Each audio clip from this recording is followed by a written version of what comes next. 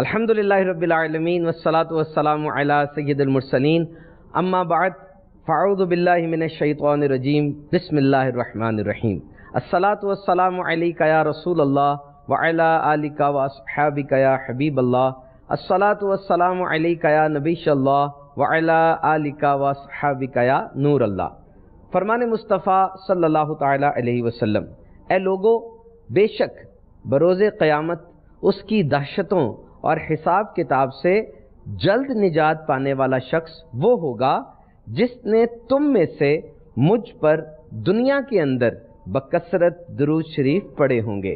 صلو علی الحبیب صلی اللہ تعالی علی محمد۔ رمضان المبارک کے بابرکت لمحات مدنی چینل کے ساتھ سلسلہ رمضان اور صحت ہم حاضر ہیں، دلچسپ معلومات، طبی معاملات اور بہت کچھ، اور ہمارے ساتھ ہیں ڈاکٹر ثاقب اور ڈاکٹر اسامہ۔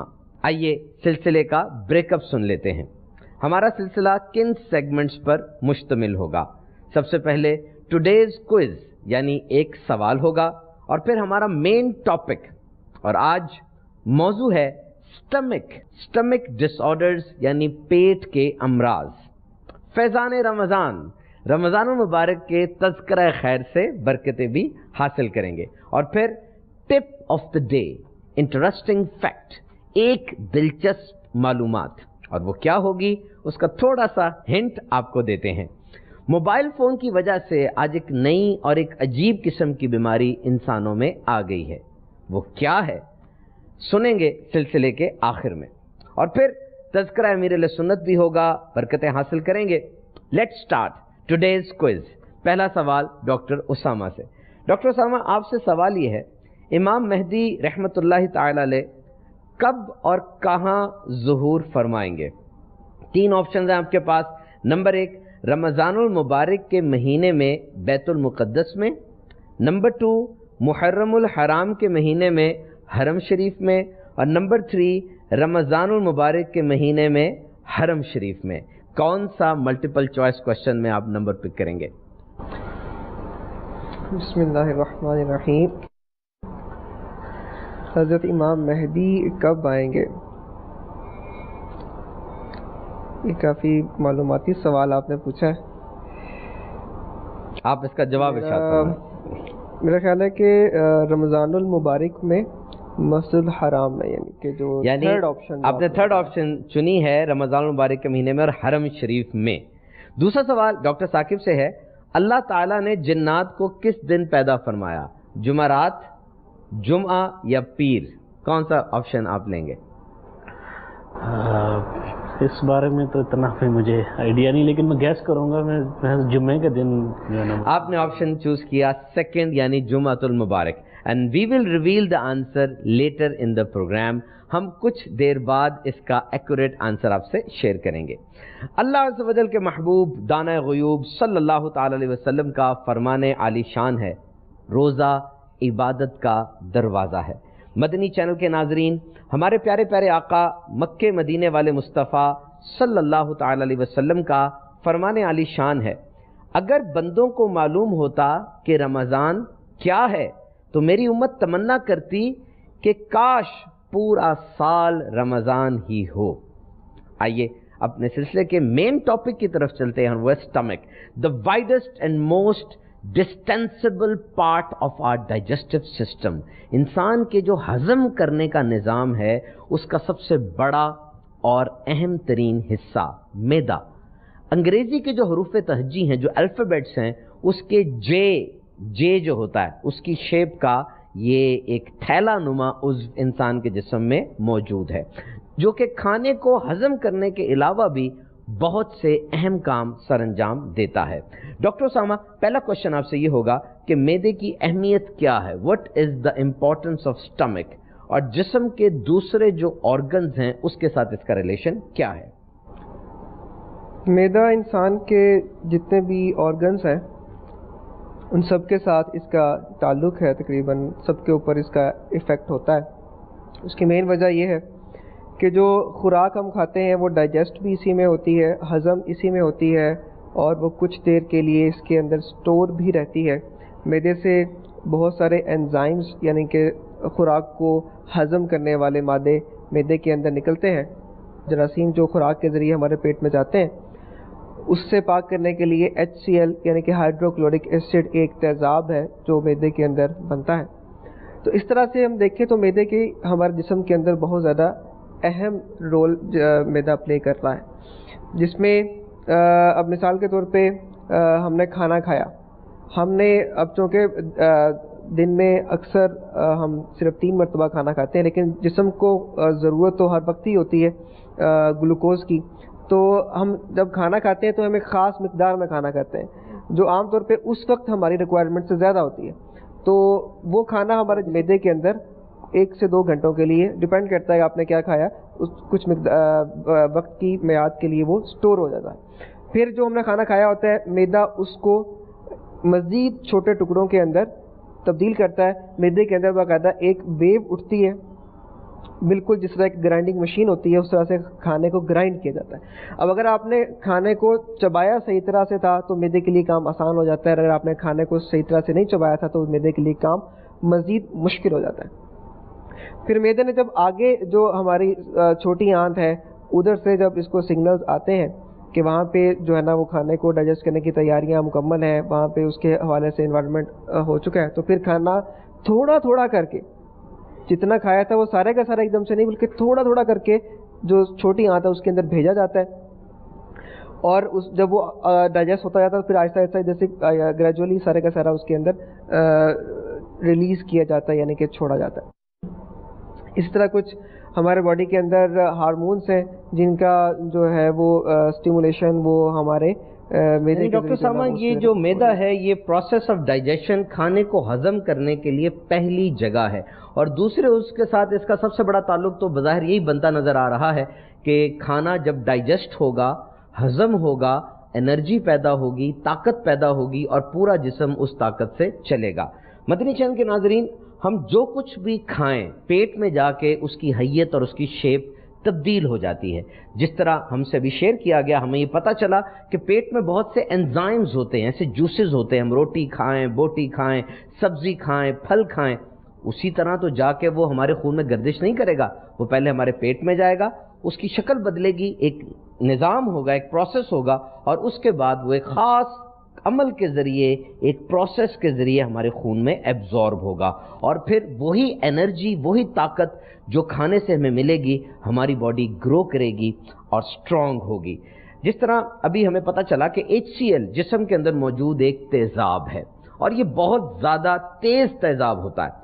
pH स्केल ये तेज़ाब के मजबूत होने को और तेज़ाब की तेज़ी को नापने का एक आला है। तो जिस्म में जो HCl होता है उसकी pH 1 to 3 तक होती है, ये बहुत स्ट्रॉन्ग pH है, और एक दिन में ये HCl तकरीबन 3 लीटर पैदा होता है, और ये इतना ताकतवर होता है कि किसी धात को भी गला देगा, यानी अगर कोई मेटल वो भी इसमें गिल जाए वो भी डिस्ट्रॉय हो जाएगी। डॉक्टर साकिब, आपसे सवाल ये है कि जब इतना तेज तेजाब इंसान के पेट में मौजूद है तो पेट भी तो एक थैला है, वो उस तेजाब के असर से गल क्यों नहीं जाता, ख़त्म क्यों नहीं हो जाता? इसमें यही है कि अल्लाह ताला की तरफ से एक ऐसा निज़ाम मतलब कि पेट की को दिया गया कि वो अपने तेजाब से नहीं गलता। उसमें बेसिकली ऐसे कह लें कि इसमें इतनी लेयर्स हैं, यानी कि ऐसे पर्दे हैं जो स्टमक के और एसिड के दरमियान में हैं कि उसको जो है ना स्टमक को मतलब कि उस जो तेजाबियत है उससे बचाने में मदद देते हैं। यानी जो मेन मैदा है और तेजाब के दरमियान में कुछ पर्दे हैं। अच्छा, ऐसे ही समझा दें कैसे पर्दे हैं। सबसे पहला जो पर्दा है वो म्यूकस लेयर है, यानी कि म्यूकोजा है। ऐसे कह लें कि एसिड अगर मतलब कि तेजाब है उसका एक एंटीडोट है, यानी कि एक अल्कली के तौर पे काम करता है, वो है म्यूकोजल लेयर, यानी कि म्यूकोजा होता है, एक लिक्विड टाइप होता है, एक जो पानी की तरह का एक लेयर होती है जो कि उसके बिल्कुल ऑपोजिट होती है, यानी कि अल्कली होती है, यानी तेजाब के असर को वो खत्म करने वाली होती है। ये सबसे पहली लेयर है।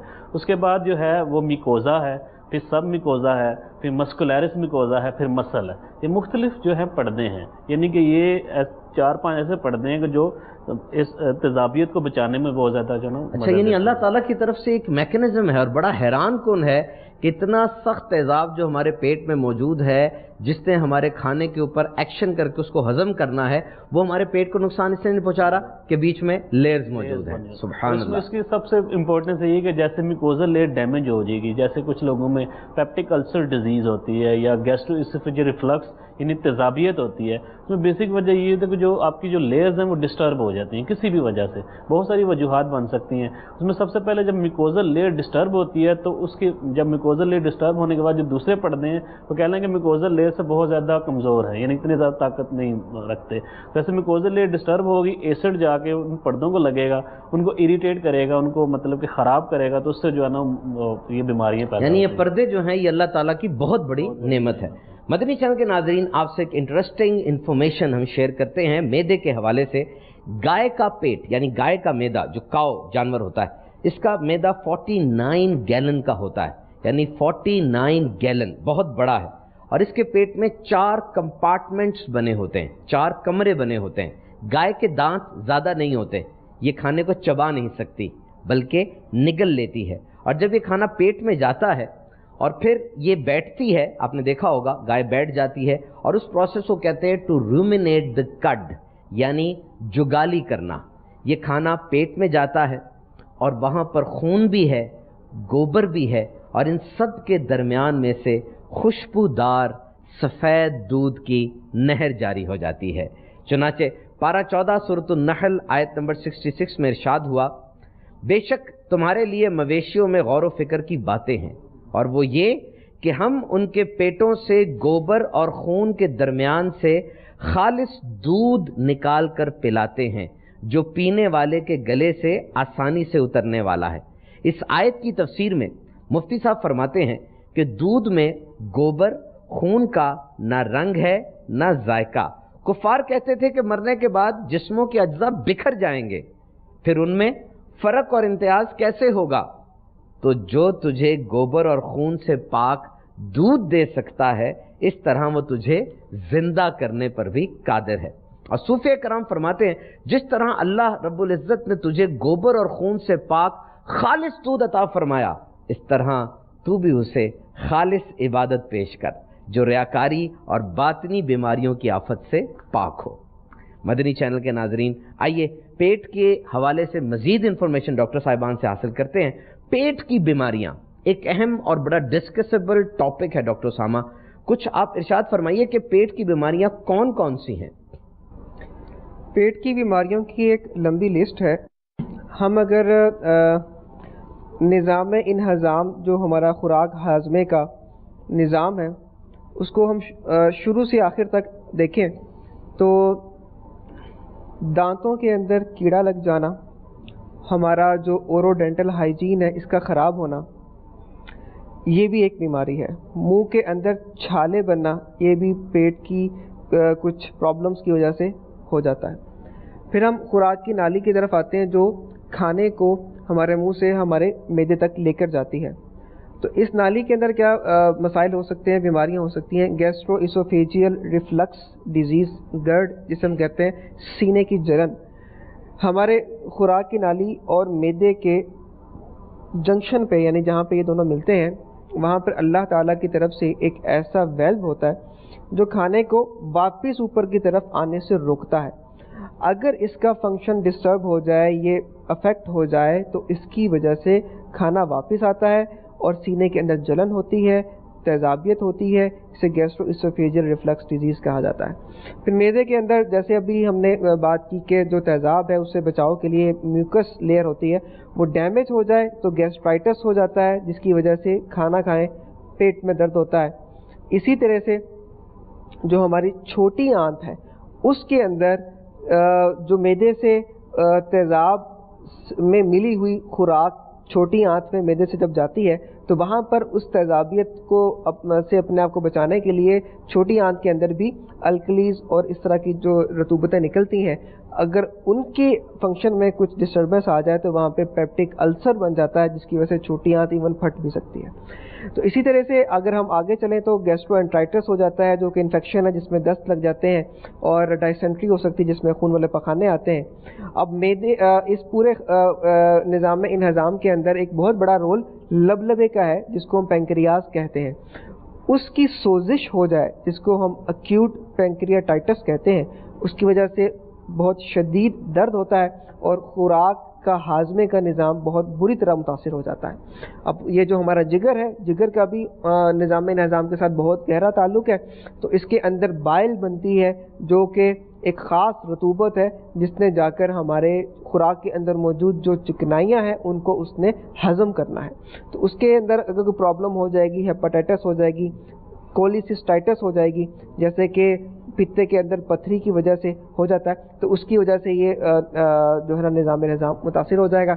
अगर हम बड़ी आंत की तरफ आएँ तो बड़ी आंत के अंदर इन्फेक्शन होने की वजह से और कुछ बीमारियां होती हैं जिसे हम इन्फ्लेमेटरी बाउल डिजीज़ कहते हैं, तो उनकी वजह से भी दस्त लग जाते हैं। इसके अलावा जो वर्म इन्फेस्टेशन है, इनके पेट के अंदर कीड़ों का हो जाना बच्चों के अंदर बड़ा कॉमन है, बड़ी उम्र रसीदा लोगों के अंदर भी ये कॉमन है। तो वो भी डॉक्टर साहब एक बड़ी लिस्ट है पेट की बीमारियों की, जो कि आपने फरमाया कि ओरल हाइजीन यानी दांतों से शुरू होकर पेट और फिर लार्ज इंटेस्टाइन तक जाती है। डॉक्टर साकिब, आप ये इरशाद फरमाएं कि ये बीमारियां हैं, ऑब्वियसली अगर हर बीमारी को लेकर चलेंगे तो उसके लिए तो बहुत सा वक्त चाहिए, और आपके पास तो पूरा एक डिपार्टमेंट है डॉक्टर्स के अंदर गैस्ट्रोएंटरोलॉजी का, कि डॉक्टर्स इसमें स्पेशलाइजेशन करते हैं, तो हर बीमारी को सेपरेटली डिस्कस तो नहीं हम कर पाएंगे। आप कोर वजूहात बताइए, बुनियादी वजूहात ये पेट के अमराज की क्या हो सकती है? उसमें बुनियादी वजूहात यही हैं कि अपने भूख से ज़्यादा खाना, ये एक बहुत बड़ा वजह बनती है। गैस्ट्रोइसोफेजियल रिफ्लक्स डिजीज़ यानी मैदे की तेज़ाबियत की, गैस्ट्राइटिस। पहली वजह आपने फरमाई कि भूख से ज़्यादा खाना, तो वो मैदे की तेज़ाबियत में शिद्दत बनेगी। उसके अलावा गैस्ट्राइटिस की शिद्दत बनेगी। और इसके अलावा जो है जो मतलब कि अगर आप खाना खाते हैं तो उसको सही तरह से चबाते नहीं हैं, यानी कि हम खाना लुकमा लिया उसको निगल लेते हैं वैसे ही, तो उसको दांतों वाला काम है, वो आंतों को जब करना पड़ता है तो उसमें बहुत ज़्यादा जो है ना वो बर्डन होता है, जिसकी वजह से मुख्तलिफ बीमारियाँ जन्म ले सकती हैं। इसके अलावा जो मतलब कि सिगरेट नोशी बहुत ज़्यादा हजरात फरमाते हैं, या जो हजरात बहुत ज़्यादा चाय पीते हैं या कॉफ़ी पीते हैं, तो इनमें भी जो है ना वो मैदे की तेज़ाबियत और अल्सर्स और ये चीज़ें बन जाती हैं।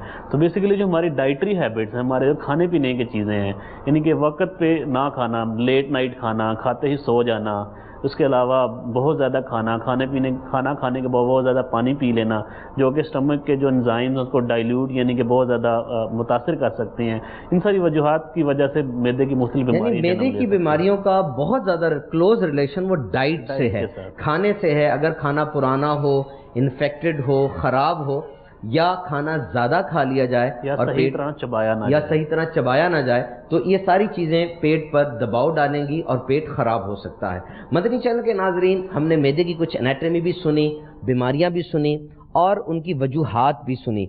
आइए अब ये देखते हैं कि आखिर इन वजूहात का, इन बीमारियों का इलाज क्या है। इससे पहले कि हम प्योर मेडिकल कंसर्न सुने, आइए अमीर अहले सुन्नत की शोरा आफाक किताब फैज़ान रमज़ान से इलाज सुनते हैं कि आखिर इन पेट की बीमारियों का क्या इलाज हो सकता है। मेरे शेख तरीक़त तहरीर फरमाते हैं, अमीरुल मोमिनीन हज़रत मौला कायनात अली मुर्तज़ा शेर खुदा करमुल्लाहु तआला वजहुल करीम से मरवी है, अल्लाह अज़्ज़ वजल के प्यारे रसूल मकबूल सैयदा आमिना रज़ी अल्लाह ताला अन्हा के गुलशन के महकते फूल सल्लल्लाहु ताला अलैहि वसल्लम का फरमाने सेहत निशान है, बेशक अल्लाह अज़्ज़ वजल ने बनी इसराइल के एक नबी अलैहिस्सलाम की तरफ वही फरमाई कि आप अपनी कौम को खबर दीजिए कि जो भी बंदा मेरी रज़ा के लिए एक दिन का रोज़ा रखता है तो मैं उसके जिस्म को सेहत भी अनायत फरमाता हूँ और उसको अजीम अजर भी दूंगा।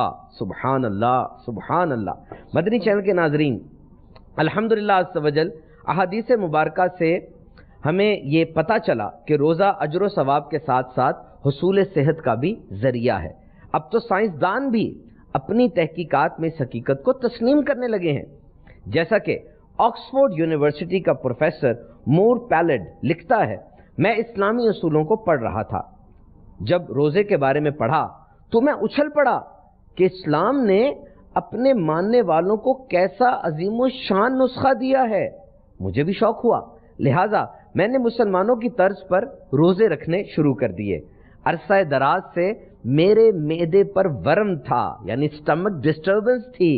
कुछ ही दिनों के बाद मुझे तकलीफ में कमी महसूस हुई। मैं रोज़े रखता रहा, यहाँ तक कि एक महीने में میرا مرض بالکل ختم ہو گیا.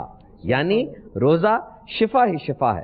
ہالینڈ کا ایک پادری ایلف گیل لکھتا ہے میں نے شوگر، دل اور معدے کے مریضوں کو مسلسل 30 روزے رکھوائے. نتیجتاً شوگر والوں کی شوگر کنٹرول ہو گئی، دل کے مریضوں کی گھبراہٹ اور سانس کا پھولنا کم ہو گیا اور معدے کے مریضوں کو سب سے زیادہ فائدہ ہوا.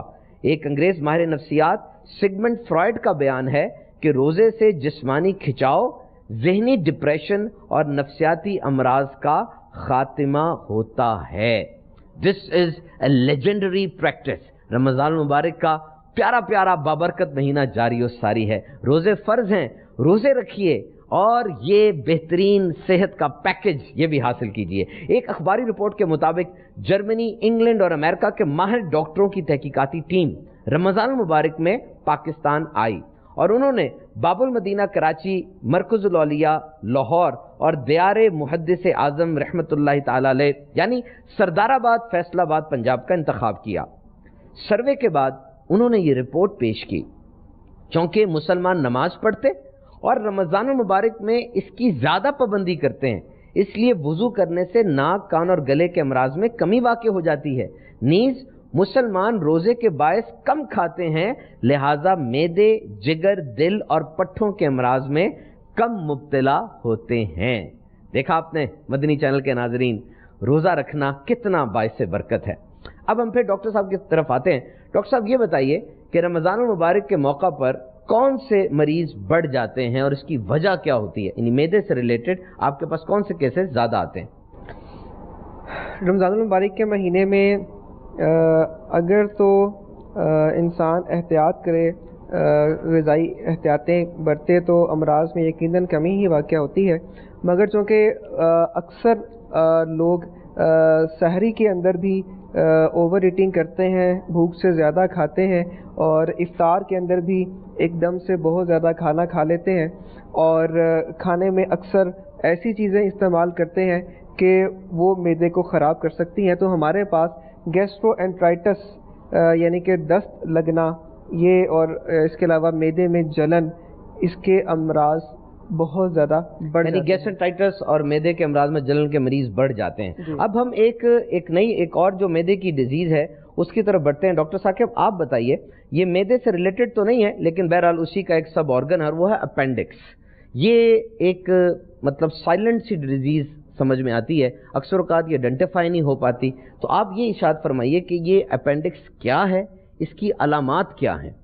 اپینڈکس جہاں پہ چھوٹی آنت انسان کی ختم ہوتی ہے اور جہاں پہ بڑی آنت شروع ہوتی ہے، اس کے جنکشن پہ ایک چھوٹا سا آنت کا ٹکڑا ہوتا ہے جو کہ ہماری سائنس کے مطابق جو ہے نا اس کو کہتے ہیں کہ اس کا کوئی رول، کوئی فنکشن نہیں ہے.